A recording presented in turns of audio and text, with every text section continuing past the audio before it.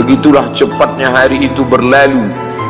Hari berubah menjadi pekan, pekan menjadi bulan, bulan menjadi tahun, tahun menjadi windu, windu berubah menjadi abad. Yang mati hilang, yang dulu hidup kaya, hari ini hanya tinggal kenangan saja. Kemana mereka dulu yang hebat-hebat, bangsawan, para penguasa? Semuanya mati ditelan zaman. Yang tinggal hanya apakah dia orang paling baik, dicatat dengan tinta emas, atau dia orang paling jahat, dihujat, dicaci dan dimaki. Harimau mati meninggalkan belang, gajah mati meninggalkan gading, manusia mati meninggalkan nama, nama yang baik atau nama yang buruk. Wa tilkal ayyamu nudawiluha bainan nas. Demikianlah hari demi hari kami pergantikan di antara manusia. Untuk apa hari ini dirubah Allah Ta'ala? Mengapa hari ini datang silih berganti dan kita ada di dalam zaman itu? Liya'lamallahu alladhina amanu. Allah ingin menguji siapa yang imannya tetap istiqamah, siapa yang masih tetap beriman sampai hari ini. Khatib mengucapkan alhamdulillah, nikmat yang paling besar adalah nikmat istiqamah dalam iman dan Islam. Berapa banyak ketika hari berubah, yang dulunya dia adalah orang baik-baik, hari ini berubah menjadi tidak baik. Yusbihu mu'minan, pada waktu pagi dia beriman, wa yumsi kafiran, petang hari dia berubah menjadi kafir. Maka kita selalu meminta, ya muqallibal qulub, wahai engkau yang membolak-balikkan hati, tsabbit qulubana, kokohkan hati kami, ala dinik, dalam agamamu, wa ala ta'atik, dalam ketaatan kepadamu. Berapa banyak yang dulu susah melarat, miskin, untuk sesuap nasi pun sulit, tapi begitu dilapangkan Allah rezekinya, tidak menjadi hamba yang bersyukur. Dia lalai, dia sangka itu karena jerih payahnya, dia kufur nikmat Allah Subhanahu wa ta'ala. Tapi siang hari ini alhamdulillah, ada hamba yang disehatkan Allah, dia tetap bersyukur. Ada hamba yang ditingkatkan Allah rezekinya, dia tetap bersyukur.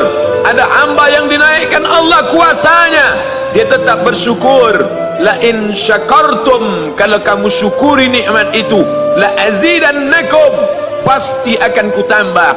Wala in kafartum, tapi ingat, kalau kamu kufur, kamu ingkar, inna azabi lasyadid, azabku amat sangat hebat, amat sangat dahsyat, amat sangat mengerikan.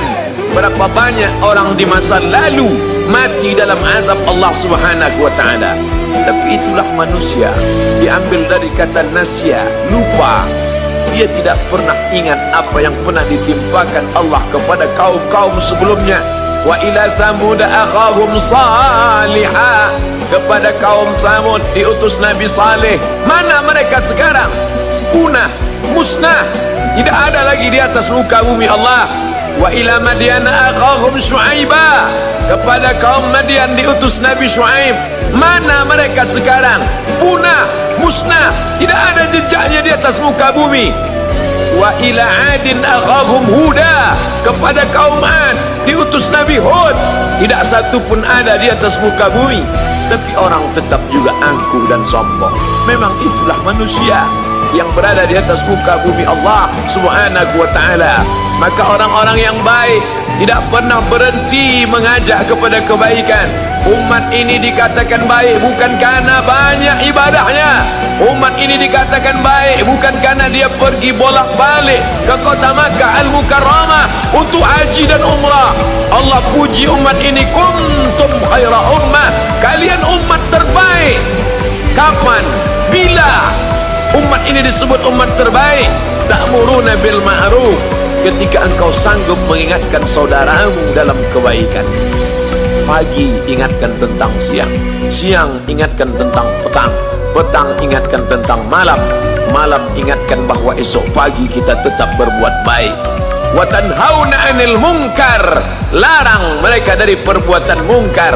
Maka hari-hari yang sudah kita lewati di masa yang lalu, sanggupkah akan pulang kembali? Pepatah Arab mengatakan, lan tarji'al ayyamul lati madat, yang lalu tak dapat terulang kembali. Apakah semua itu berlalu begitu saja? Tidak ada yang percuma, tidak ada yang gratis, tidak ada yang sia-sia. Semua akan diminta pertanggungjawaban di hadapan Allah Subhanahu wa ta'ala. Sejak kita tegak di atas muka bumi ini, sejak kita diberikan nafas, diberikan hidup, diberikan nyawa, maka sejak itu kita ditanya, apa khalaqnakum abatha? Apakah kalian kami ciptakan sia-sia? Apakah kami sangka? Apakah kamu semua menduga bahwa kami menciptakan kamu lalu kamu tidak akan kembali menghadap kami? Semua akan diminta pertanggungjawaban di hadapan Allah Subhanahu wa ta'ala. Tidak ada kata yang dapat terucap dari lidah orang beriman selain ucapan Astaghfirullahaladzim. Ampunkan segala dosaku di masa yang lalu. Aku lalai dan lupa ya Allah. Kami termasuk orang-orang yang menghilangkan usia kami ya Allah. Kami tak tahu ke mana umur kami selama ini. Berapa jam untuk perbuatan dosa, berapa untuk perbuatan maksiat. Padahal ketika tiba masanya, kami semua akan menghadapmu, dan pada saat itu semua akan dihitung menit demi detik. Detik semuanya tak ada yang dapat dari luput panggilan Allah Subhanahu wa ta'ala. Tidak ada yang lepas daripada pengawasan. Inna alaikum lahafizin, bersama kamu ada malaikat hafazah kiraman mulia, katibin mencatat, ya'lamuna ma taf'alun, dia tahu semua yang kamu lakukan. Betapa waktu-waktu yang lalu itu tak dapat kita tebus dengan apapun selain kita perbaiki di masa yang akan datang. Tingkatkan kualitas salat berjamaah, tingkatkan membaca Al-Quran. Andai usia kita sudah lanjut, tak dapat kita jemput, maka kita didik anak cucu generasi akan datang menjadi generasi yang Qurani dan Islami. Sab'atun yudhilluhumullah, ada 7 di antara yang dapat naungan Allah. Yauma la dhilla illa dhilluh, hari itu tidak ada naungan kecuali naungan Allah Subhanahu wa ta'ala. Di antara yang mendapat naungan itu adalah syabun, anak muda, nasya'at fi ibadatillah, anak muda yang tumbuh beribadah kepada Allah Subhanahu wa ta'ala. Andai masa muda kita penuh dosa, andai masa muda kita penuh narkoba, andai masa muda kita penuh zina, wal iyadzu billah wa na'udzu billah, jangan sangka Allah tutup pintu taubat. Innallaha la yaghfiru ayyushraka bihi, Allah tak terima taubat orang yang mempersekutukannya. Wa yaghfiru ma duna dzalika liman yasha, tapi taubat selain itu diterima, dibukakan Allah Ta'ala. Mari perbaiki anak menantu, cucu, kawan, sahabat, andai talat, ajak ke jalan Allah Subhanahu wa ta'ala. Itulah salah satu memperbaiki yang masa lalu, kita perbaiki di masa yang akan datang. Di antara tujuan Allah mengapa dia buat kita masih hidup di akhir tahun ini, liya'lamallahu allazina amanu, Allah menguji siapa yang masih tetap dalam istiqamah iman dan Islam. Tujuan kedua, mengapa Allah buat kita hidup sampai hari ini?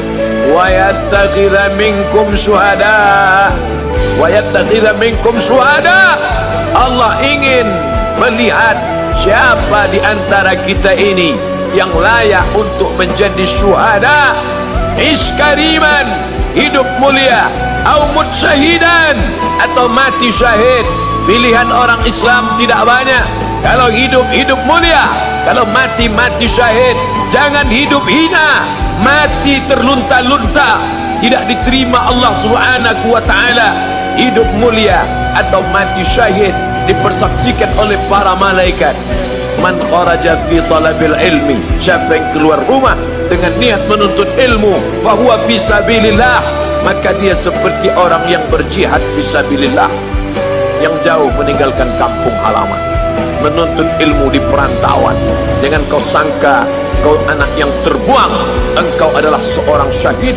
Andai mati dalam perjalanan, maka matimu adalah seorang yang mati syahid. Mencari rezeki yang halal, meninggalkan anak dan istri, demi untuk memberikan nafkah, menjaga diri dari riba, menjaga diri dari haram, menjaga diri dari syubhat.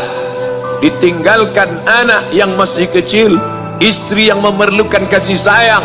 Kutinggalkan kalian bukan karena hawa nafsu, tapi ingin mencari yang halal. Tetesan air mata, penuh keringat dan kerinduan, munajat di tengah malam, dibayar Allah Ta'ala dengan tetesan darah seorang syahid. Man mata duna malihi, siapa yang mati membela kehormatan hartanya, fahuwa syahid, maka dia mati syahid. Betapa seorang yang susah melarat hanya untuk menjaga diri dari yang haram dan syubhat, Allah muliakan dia. Inna akramakum indallah, yang paling mulia di antara kamu di sisi Allah, atqakum, yang paling takut kepada Allah. Ramai kita di rumah Allah ini, yang paling kaya kah yang paling mulia? Tidak. Yang paling ganteng dan paling hebat kuasanya kah yang paling mulia? Bukan. Yang paling berilmu, buya, kiai, ulama, apakah dia yang paling mulia? Tidak ada jaminan. Tapi yang paling takut kepada Allah Subhanahu wa ta'ala, takut terjerumus dalam riba, takut terjerumus dalam syubhat, takut makan haram, sehingga dia biarkan dirinya dalam kesusahan, susah dalam pandangan manusia, melarat dalam pandangan orang kaya, tapi hidup mulia dalam pandangan Allah, para malaikat, nabi dan rasul. Hari ini orang itu dikatakan bodoh, hari ini dia dikatakan goblok, hari ini dia dikatakan kamu tolol sekali. Mengapa tidak kamu pakai kekuasaanmu? Mengapa tidak kamu pakai kesempatan? Hidup hanya sekali.